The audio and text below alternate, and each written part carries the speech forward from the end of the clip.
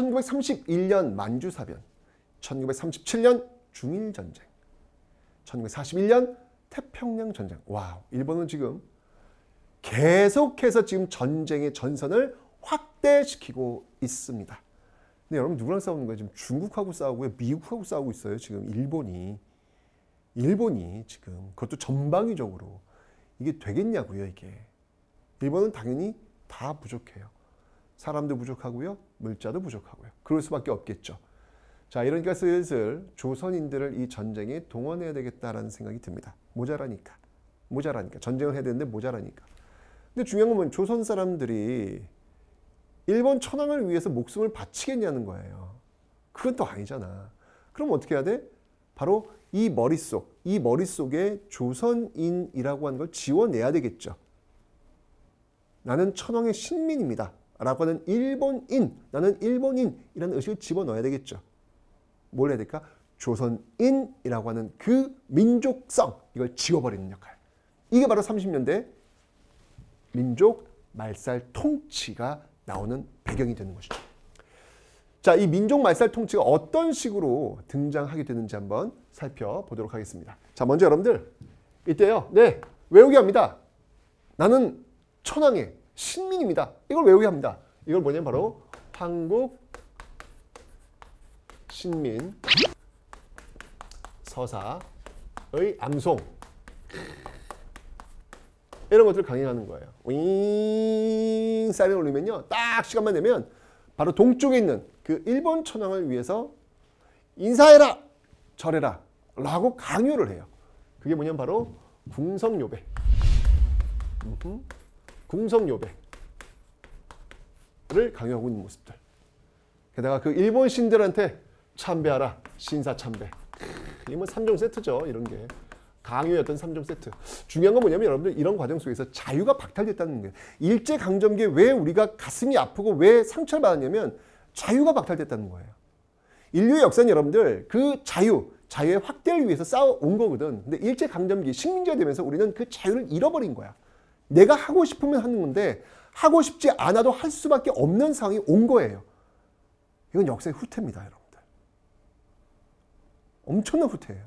이게 바로 지금 특히 30년대 아주 본격적으로 지금 나타나고 있더라라고 하는 얘기죠. 게다가 부모님들이 줬던 이름까지도 바꿔래. 세상에나. 이게 바로 창씨개명. 얼마나 가슴이 아파요, 여러분들. 그죠? 이런 과정 속에서 여러분들 우리의 역사, 우리의 글 이런 거 쓰지 말라고 합니다. 자, 그 과정 속에서 벌어졌던 사건이 뭐냐면 바로 조선어 학회 사건이라는 거예요. 조선어 학회 사건. 지금 그들은 필사적으로 우리 조선 사람이라고 하는 정체성을 지워내기 위한 그런 일들을 하고 있는 거야. 그래서 역사 안 가르치고 왜곡시키고 그리고 우리나라의 그 한글 가르치지 못하도록 지금 하고 있는 것이죠. 아, 한국말을 좀 썼어. 그랬더니 이거 누가 가르쳤어? 라고 가지고 가르치면 끝까지 쫓아가가지고 이 조선어학회를 잡아내죠. 그래서 이 조선어학회를 날려버린다고요. 원래 이들이 지금 하려고 했던 게 뭐였냐면 우리말 큰 사전을 편찬하려고 했거든요. 네. 하지만 그 편찬 시도는 실패로 돌아가게 됩니다. 왜? 바로 저 조선어 학회 사건 때문에. 지금 막 지워내고 있어요. 계속해서 조선인이라고 하는 정체성을 막 지워내고 있는 모습들. 우리의 자유를 계속 제한하고 있는 그런 모습들. 이게 30년대 지금 집중적으로 나타나고 있다라는 얘기죠. 이건 경제 측면에서 마찬가지입니다. 자, 전쟁이에요. 지금 모자라. 지금 다 모자라. 지금 중국하고 미국 싸워야 돼. 모자라. 그러니까 어떻게 해요? 식민지 빡빡 긁고 가는 거예요. 자, 이 전쟁을 수행하기 위해서 1930년대 취했던 정책들이 뭘까? 우선 저 앞에 있었던 여러분 산미증식계획, 저걸로 이제 이 농민들은 거의 파탄에 빠집니다. 이러면서 저 농민들이 파탄에 빠진 농촌사회, 이거 뭐 저렇게 되면 이제 망하는 거잖아요. 이걸 좀 어떻게 해결해 볼까라고 해서 시행했던 운동이 있어요. 그 운동이 뭐였냐면 바로 30년대 농촌진흥운동이라는 게 있습니다. 농촌진흥운동.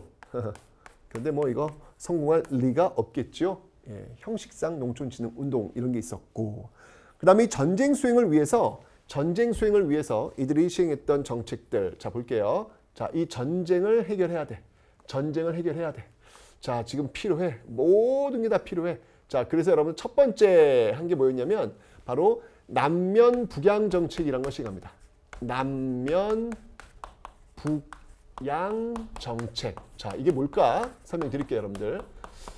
남면 북양 정책이라고 하는 것은 뭐냐면 남쪽에는 면, 북쪽에는 양. 남쪽에는 면을 재배하고요. 북쪽에는 양을 키우는 거예요. 왜? 이게 지금 이 대공황을 통해 가지고 지금 이 원료들을 값싸게 바로 일본 자본가들한테 공급하기 위해서 이 대공황을 극복하기 위한 어떤 그 정책이라고 보시면 돼요. 남면 북양 정책을 취하는 거예요. 그래서 남쪽에는 면화, 북쪽에는 양을 키우는 이런 정책들을 추진하고 있고요. 전쟁해야 돼. 지금 군수물자 너무 필요한 거야. 자, 그래서 시행했던 거. 두 번째 바로 아예 그냥 이 땅 한반도, 특히 북쪽 지역, 이 북쪽 지역을 병참 기지화로 만들어 버립니다. 병참 기지화 정책. 아예 군수 공장들을 그냥 빡빡빡빡 세우는 이런 병참 기지화 정책들을 지금 세우고 있다. 우리는 그냥 공장이 된 거야. 그냥 전쟁 수행을 위한 그냥 공장이 돼버린 거야. 우리는 이런 모습들.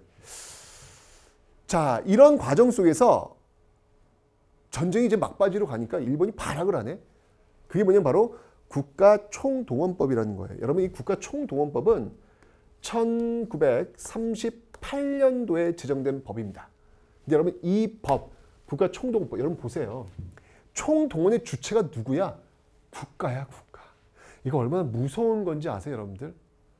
총동원의 주체가 국가가 되면 그 국가 안에 있는 일개인들의 인권은 여러분들 유린될 수밖에 없어요. 인정되지 않는 거야. 왜? 국가를 위해서 죽으라는데 어떻게 합니까? 국가를 위해서 죽으라는 거야.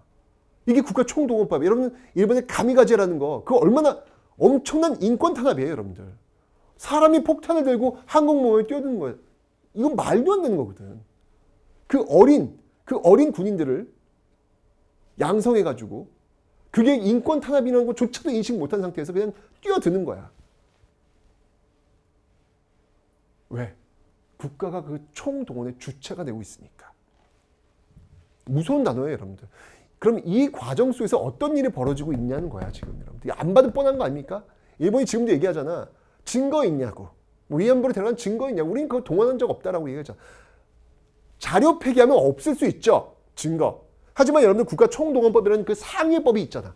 이 법 속에서 그 하위의 법들이 어떻게 나올지 뻔한 거 아닙니까? 여러분, 전쟁이란 극한 상황 속에서 보여지지 않아요, 여러분들?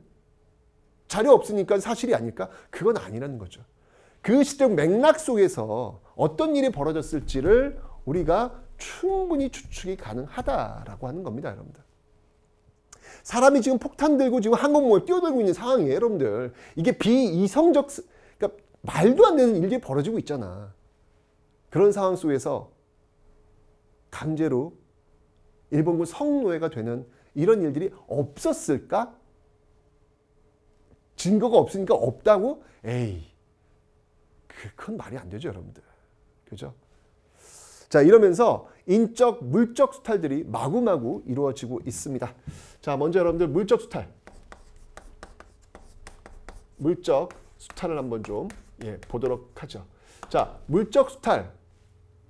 자, 여기선 여러분들 특히 40년대에 아주 집중적으로 나타나는 모습이 있어요. 그게 뭐냐면 바로 공출과 배급이라는 겁니다. 공출과 배급. 다 뺏어가는 거예요. 그리고 그걸 배급하는 거예요. 결정적 키워드 여러분들. 공출과 배급 꼭 기억해 두세요. 그리고 인적 수탈. 징용 끌고 갑니다. 노동자들 끌고 갑니다. 강제징용. 징병, 강제로 군대 끌고 갑니다. 그리고 일본군 성노예. 일본군 성노예. 우린 이들을 위안부, 일본군 위안부 이렇게 이제 얘기를 하고 있죠. 그러니까 이게 지금 증거 없다는 거야. 증거 없다는 거야, 일본은. 너무 참 역사 앞에서 참 뻔뻔하다라는 생각이 들어요. 여러분들 일본이 막바지에 이르렀을 때 1억 총옥새 작전까지 합니다. 그게 무슨 말이냐면 그 본토에 있는 1억 일본인들이 다 죽을 때까지 싸우자는 얘기야. 얼마나 무서운 일이야, 이게. 그걸 자기들이 그렇게, 그 정치인들이 그렇게 외쳤단 말이에요. 이 어마어마한 일들이 벌어지고 있는 상황 속에서 이게 증거가 없으니까 이런 일이 없었다? 자발적으로 와, 너무 뻔뻔해. 너무 역사 앞에서 어떻게 저럴 수 있을까라는 생각이 드는 거예요. 이건 여러분들 앞으로 이런 일들이 벌어져서는 안 되겠다는 인권적 측면에서 접근을 해야 되는 거예요. 이거는 일본, 한국 이런 국가적 개념이 아니야. 앞으로 이 지구상에 살고 있는 모든 사람들이 이런 비극적인 일을 또 반복하지 않기 위해서는 우리가 역사를 직시할 필요가 있다는 얘기예요. 우리 인류인 모두를 위해서. 이게 한국 이런 거 아니고 21세기 그 인권이라고 하는 그 단어를 위해서 말이죠. 참 일제강점기에 이렇게 아팠다라고 하는 거, 나라가 없으면 어떤 일들이 벌어지는지를 여러분들 한번 눈으로 지금 똑똑히 보신 겁니다. 다시는 여러분들 이런 일들이 벌어져서는 안 되겠죠. 자, 이제 다음 시간부터는 여러분들 이런 일제 치하에서 우리가 어떻게 저항했는지 그 저항의 역사, 이 저항의 역사가 있기 때문에 우리 역사는 자랑스러울 수 있거든요. 그 저항의 역사를 한번 배워보도록 하겠습니다.